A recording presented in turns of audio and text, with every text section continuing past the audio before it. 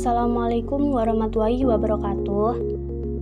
Pada kesempatan kali ini, saya Fernanda Putri Jelita akan membahas mengenai sistem ERP, manajemen produksi dan material. Pembahasan yang pertama yaitu latar belakang dari sistem ERP, manajemen produksi dan material. Pada tahun 1960 sampai 1980-an, sistem manufaktur dirancang untuk mengelola produksi yang bervolume tinggi dari beberapa produk dalam jumlah yang besar. Sistem ini tidak cukup fleksibel untuk menyediakan produk yang disesuaikan dalam jumlah terbatas dengan durasi yang cepat. Pada akhir tahun 1980-an, sistem eksekusi manufaktur atau yang biasa disebut dengan MES atau MES menyediakan komponen untuk mengelola sumber daya mesin, memprioritaskan jadwal produksi, mengendalikan alur kerja, mengelola tenaga kerja, dan untuk mengotomatisasi aliran dokumen. Nah, pada akhirnya pada tahun 1990-an, sistem ERP mengelola proses di seluruh rantai pasokan, sehingga kebutuhan pelanggan akan informasi tentang produk tersebut dan layanan tersebut terpenuhi. Pembahasan yang kedua yaitu perencanaan produksi dan proses dari manufaktur. Perencanaan produksi dan proses manufaktur meliputi atau mencakup semua aktivitas yang diperlukan untuk memastikan produksi. Sistem produksi mencapai tujuan berikut, yaitu yang pertama menyusun rencana produksi, yang kedua memperoleh bahan baku, yang ketiga menjadwalkan peralatan, fasilitas, dan tenaga kerja untuk memproses bahan-bahan atau bahan baku, yang keempat mendesain produk dan jasa, dan yang kelima memproduksi kuantitas yang tepat dan tingkat kualitas yang dibutuhkan pada waktu yang dibutuhkan. Perhatikan tabel berikut, yaitu tabel 2, proses perencanaan, produksi, dan manufaktur. Ya, di sini terdapat operasional dan kontrol manajemen MRP. Yang pertama yaitu operasional yang meliputi pembelian, kontrol kualitas, akuntansi biaya, manajemen material, dan manajemen atau kontrol inventaris.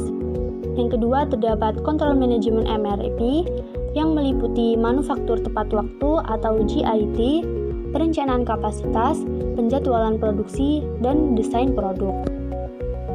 Selanjutnya, kita akan membahas mengenai proses pengendalian manajemen dalam produksi dan manufaktur. Terdapat dua proses dalam proses pengendalian manajemen dalam produksi dan manufaktur, yaitu yang pertama proses perencanaan kebutuhan material atau MRP, dan yang kedua yaitu proses perencanaan kapasitas. Yang pertama, di sini kita akan membahas mengenai perencanaan kebutuhan material atau MRP. Perencanaan kebutuhan material mendukung beberapa proses, yaitu yang pertama, mengidentifikasi stok yang dibutuhkan untuk produksi yang direncanakan, dan yang kedua, menentukan lead time untuk mendapatkan stok dari pemasok, yang ketiga, menghitung tingkat stok pengaman, yang keempat, menghitung jumlah pesanan yang paling hemat biaya, dan yang kelima, membuat purchase order untuk stok barang yang dibutuhkan dalam jumlah yang tepat. MRP ini menggunakan input dari Master Production Schedule atau MPS.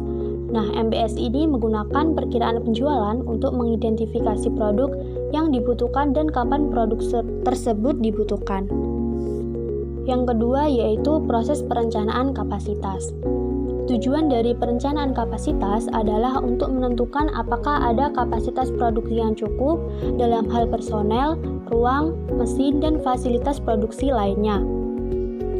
Untuk memenuhi tujuan produksi, perencanaan kapasitas memerlukan informasi terperinci tentang sumber daya manusia BOM, persediaan barang dalam proses, persediaan barang jadi, ukuran lot, status bahan baku yang dipesan di pabrik, dan waktu tunggu pesanan. Modul perencanaan produksi dan manufaktur dalam sistem ERP. Sistem ERP mengakses biaya data akuntansi melalui integrasi dengan sistem akuntansi keuangan. Sedangkan sistem manufaktur terintegrasi komputer dirancang untuk mengintegrasikan semua perangkat lunak dan perangkat keras yang digunakan dalam manufaktur dengan menggabungkan basis data manufaktur dan menghilangkan dokumen serta hambatan yang terkait dengan non-integrasi data.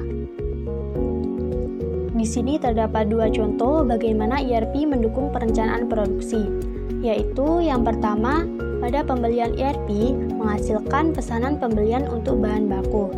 Dan yang kedua, pada operasi ERP menggunakan jadwal terperinci untuk mengelola operasi.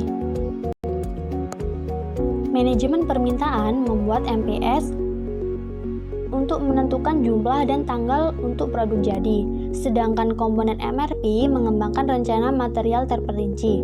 MPS dan MRP merupakan input ke dalam manufacturing execution yang membuat perintah dari produksi.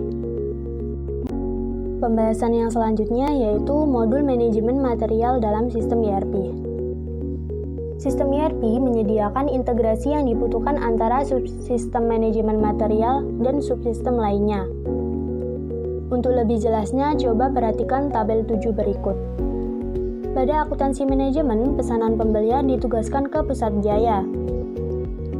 Pada akuntansi keuangan, pembelian memelihara data vendor yang didefinisikan bersama dengan akuntansi keuangan.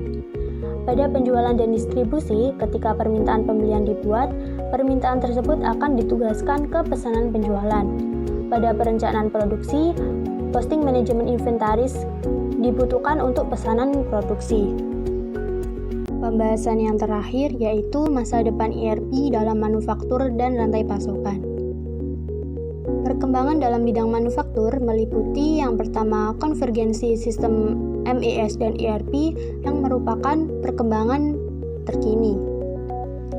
Vendor ERP memperluas modul agar lebih dekat dengan lantai pabrik, sedangkan vendor MES memperluas solusi lantai untuk mencakup aplikasi front-end dan back-end seperti pemenuhan pesanan dan sistem manajemen gudang. Yang kedua yaitu sistem perencanaan dan penjadwalan lanjutan atau APS.